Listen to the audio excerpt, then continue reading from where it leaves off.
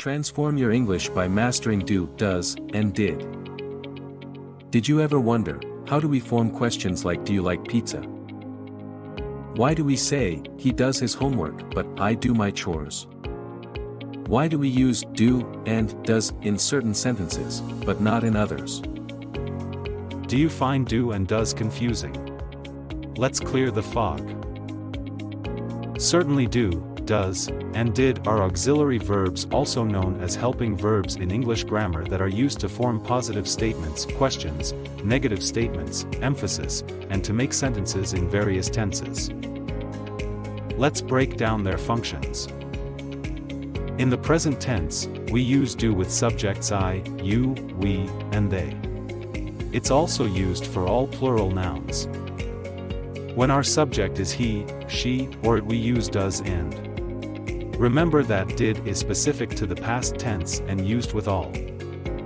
Let's move further and understand them better. Firstly, do or does used in positive sentences when talking about actions or activities, and did is used when referring to actions or activities in the past, and here is the rule. Let's break down this rule using examples. I do my laundry on Sundays. In this sentence, do is used to express the action of doing laundry. Likewise, you can use do in daily conversations as follows. Does follows the same rule with singular person as, she does her homework every evening. In this, does serves as the auxiliary verb, and it is used to express the action of completing homework. You can use does as. With did you say, she did her homework yesterday. In this, did is used to indicate that the action of doing homework occurred in the past. You use did more like these. Secondly, they are used to form questions. For this, simply begin with the appropriate form of do, does, or did depending on the subject. Here is the rule. Let's break down this rule. Do you enjoy reading books? In this, do is used at the beginning to form the question. The subject, you, is being asked about their enjoyment of reading books. You can also understand with these examples. Does she like ice cream? In this sentence, does is used at the beginning to form the question. The subject, she, is being asked about her liking of ice cream. Also go through these sentences. Did you finish your work yesterday? In this, did is used at the beginning to form the question.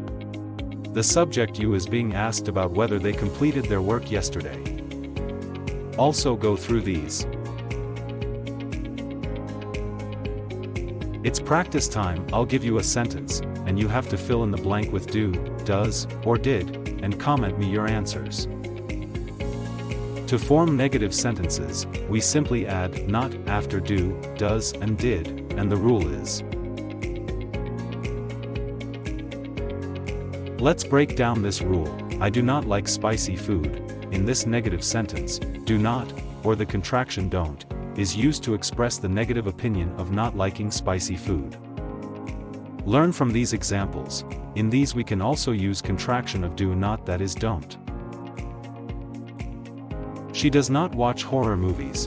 In this sentence, does not, or the contraction doesn't, is used to express the negative habit of not watching horror movies.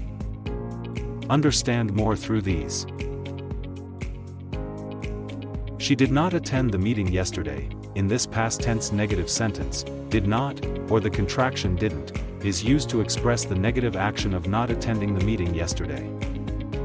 Understand from these sentences too.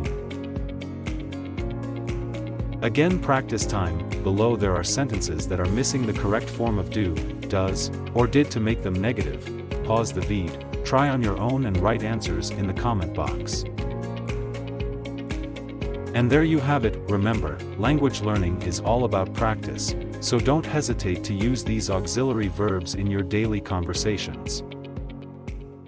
If you found this video helpful, please give it a thumbs up, share it with your friends who are also learning English, and don't forget to subscribe for more language tips and tricks. Until next time, keep learning, keep practicing, and keep shining.